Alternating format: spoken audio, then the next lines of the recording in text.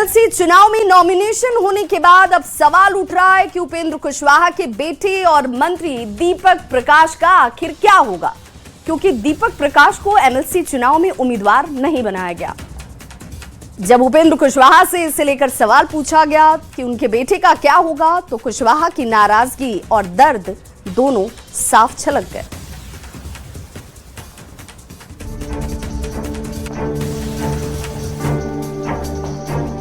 परिवार से जोड़कर नहीं देखें, काम करने का मौका मिला है, सामने है, लोगों ने मिलकर बनाया है, जब तक के लिए बनाया बने रहेगा।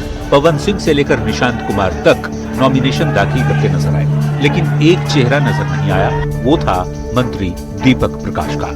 एमएलसी चुनाव के लिए उपेंद्र कुशवाहा के बेटे दीपक प्रकाश को उम्मीदवार नहीं बनाया गया। सियासी गलियारों में जो खबरें तैर रही हैं, उसके मुताबिक उपेंद्र कुशवाहा को बीजेपी की तरफ से कहा गया था कि दीपक प्रकाश को बीजेपी कोटे से एमएलसी के लिए भेजें, लेकिन उपेंद्र कुशवाहा इसके लिए तैयार नहीं हुए। आप लोगों को भी एक सीट मिलने एक्चुअली वो तो ओवर हो गया ना, जो मिला, जिनको मिला सबको मेरी शुभकामनाएं। दूसरा विकल्प सामने आया क्या कब तक मंत्री है? अरे मंत्री जब तक एनडीए के नेता सब लोगों ने मिलकर बनाया है, जब तक के लिए बनाया बने रहेगा। हालांकि दीपक प्रकाश को एमएलसी का प्रत्याशी नहीं बनाने के बाद भी उपेंद्र कुशवाहा बार बार ये कह रहे हैं कि वो एनडीए में थे और एनडीए में ही रहेंगे। बिहार विधान परिषद के चुनाव में दीपक प्रकाश का पत्ता कट गया है। अब उनके मंत्री पद पर भी खतरा मंडरा रहा है। कुशवाहा ये कह रहे हैं कि उन्हें कोई नाराजगी नहीं है, वो एनडीए के साथ थे और रहेंगे। लेकिन बड़ा सवाल ये है कि उपेंद्र कुशवाहा के बेटे मंत्री दीपक प्रकाश का आखिर क्या होगा। न्यूज 18 के लिए पटना से संवाददाता शैलेंद्र कुमार के साथ धर्मेंद्र कुमार की रिपोर्ट। तो उपेंद्र कुशवाहा का सियासी दर्द जो था वो छलक कर सामने आ रहा था। अब ऐसे में खबर तो समझिए, दीपक प्रकाश का आखिर क्या होगा, यह सबसे बड़ा सवाल है। तो बता दें कि दीपक प्रकाश आरएलएम प्रमुख उपेंद्र कुशवाहा के बेटे हैं और बिहार सरकार में पंचायती राज मंत्री हैं। बड़ी बात यह है कि दीपक प्रकाश बिना किसी सदन के सदस्य बने हुए ही मंत्री हैं और ऐसे में 6 महीने के अंदर उन्हें किसी सदन का सदस्य बनना जरूरी है।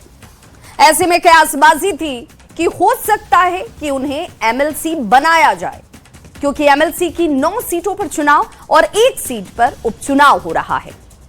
अब जरा संख्या की बात कर लेते हैं। एनडीए के पास 8 सीटें जीतने का संख्या बल है और 1 उपचुनाव जीतने की उनकी संख्या भी है। एनडीए के 9 उम्मीदवारों ने नामांकन किया, लेकिन दीपक प्रकाश को एनडीए से उम्मीदवार नहीं बनाया गया। तभी से ये सवाल उठने लगे कि अब दीपक प्रकाश का होगा क्या। अब ऐसे में यह भी समझिए कि अब दीपक प्रकाश का क्या होगा। तो फिलहाल 6 महीने के अंदर कोई एमएलसी का चुनाव नहीं होने वाला है। बांकीपुर सीट बीजेपी की रही है। अब उस बांकीपुर सीट जो बीजेपी की रही है, उपचुनाव में बीजेपी का उम्मीदवार होगा। 6 महीने के अंदर दीपक प्रकाश का किसी भी सदन का सदस्य बनना मुश्किल लग रहा है। दीपक प्रकाश नवंबर के पहले हफ्ते तक मंत्री रह सकते हैं। 6 महीना पूरा होने पर उन्हें इस्तीफा देना होगा।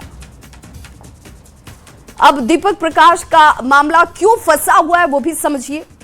तो विधानसभा चुनाव में आरएलएम के 4 विधायक जीते। संख्या के हिसाब से आरएलएम को 1 मंत्री पद मिल सकता था। उपेंद्र कुशवाहा ने किसी विधायक को मंत्री नहीं बनाया। उपेंद्र कुशवाहा ने इस जगह अपने बेटे यानी कि दीपक प्रकाश को मंत्री बना दिया। अब दीपक प्रकाश को 6 महीने में एमएलए एमएलसी बनना जरूरी था। 2024 में चुनाव हारने के बाद उपेंद्र कुशवाहा भी किसी सदन के सदस्य नहीं थे। बीजेपी ने उपेंद्र कुशवाहा को राज्यसभा भेजा, जबकि ज्यादा विधायक एलजेपीआरवी के पास थे। विधान परिषद चुनाव में एलजेपीआरवी ने 1 सीट पर दावा किया। अब राज्यसभा और विधान परिषद दोनों ही सीट कुशवाहा को देना मुश्किल था।